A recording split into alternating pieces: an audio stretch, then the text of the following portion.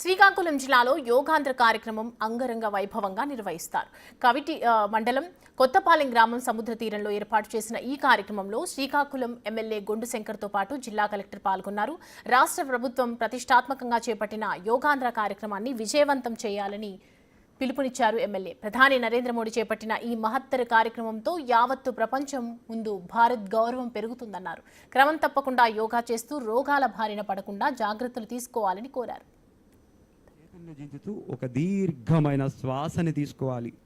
ఆ శ్వాసని నిదానంగా విడిచిపెట్టి ప్రశాంతమైన వాతావరణం, సముద్రం ఒడ్డున ఈ యోగాంధ్ర ఫెస్టివల్ జరపడం చాలా మన ఈ మత్స్యకార తీర గ్రామస్తులందరి అదృష్టం.